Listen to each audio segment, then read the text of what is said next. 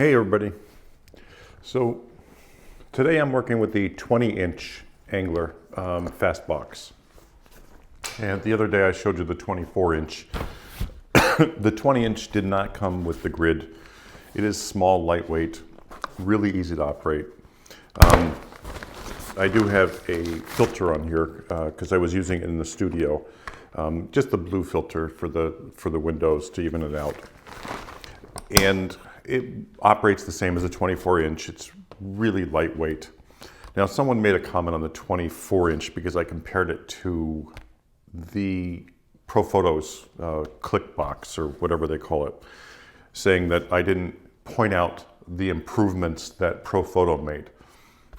So I'm sure there were improvements. Their big comment was that you didn't need a insert.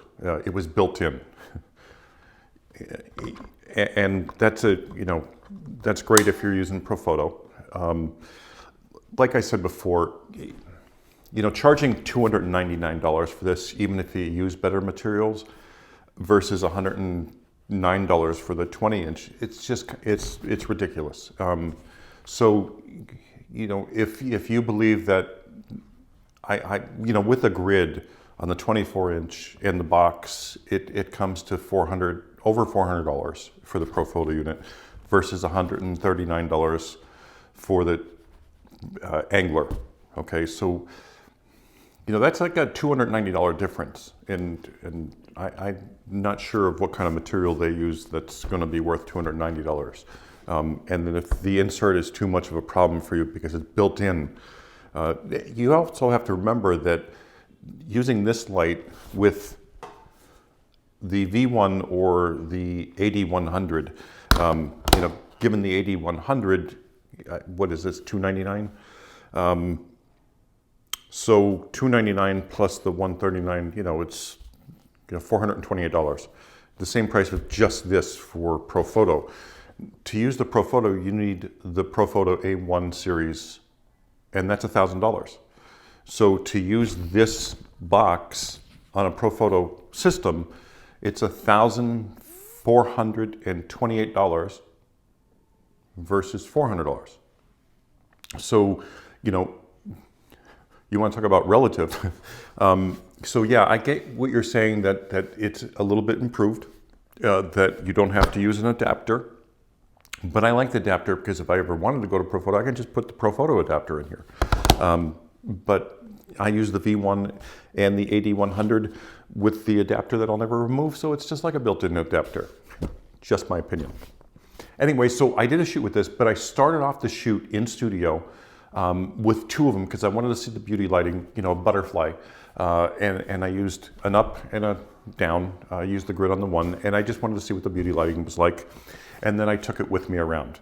And I used it both on a stand. And I do love this locking mechanism, by the way. Just put it on and twist, and it's locked. Love that.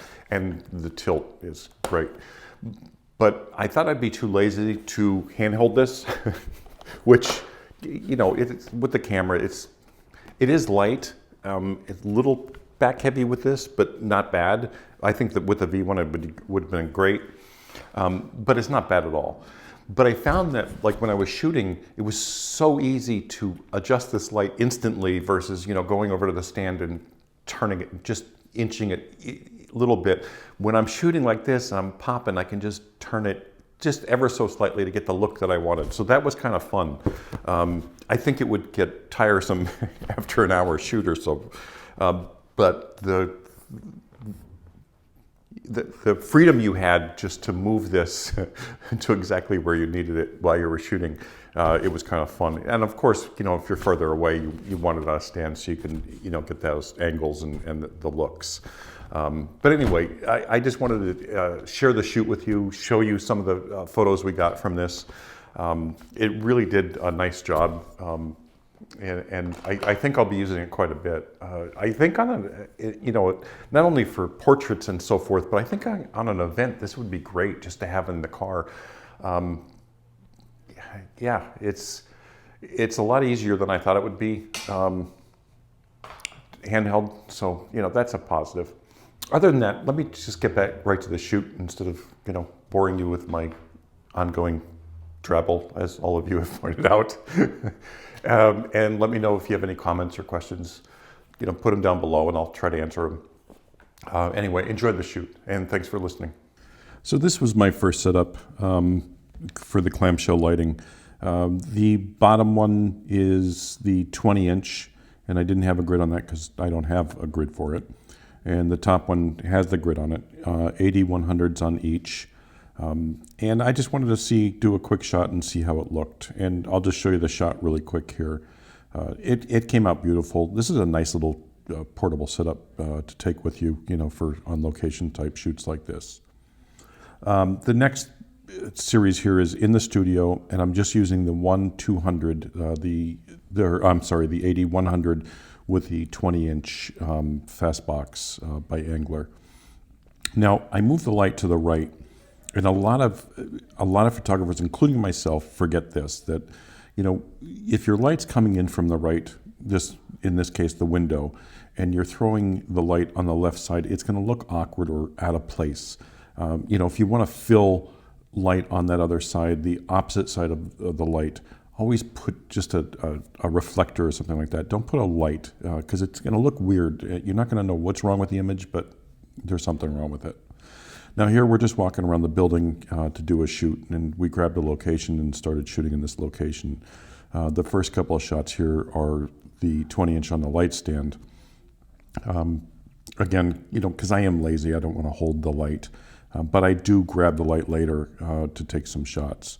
But in either case, whichever you do, it's just a matter of going over there and adjusting the stand, of course. But when you're hand holding it, you can just move it to wherever you want it, like I'm doing here. So I'll just move it in different directions and make sure I have the right light and the right look that I'm looking for. It was really quick and easy. Now, obviously, if you're going to be farther away, you have to put it on a stand because you can't hold it and expect the light to travel and to be able to stretch your arm that far out. So if you want a little bit more shadow on one side. But this was the, I believe this was the 85, and it was working great with this. The catch light in the eyes, the quality of the light, everything was great. So not bad for the 80-100 and a little 20-inch softbox. The photos come out beautiful. I was really happy with the shoot. It was a lot of fun. Obviously it's back on the light stand again, but anyway, I hope you enjoyed the shoot, and I really recommend this light. It's a great little light. I mean, with the 80-100 and the 20-inch Angler, it's inexpensive compared to most, and it works fantastic, and a really portable, lightweight system to go with. Okay, I hope you enjoyed the shoot, and I'll see you soon.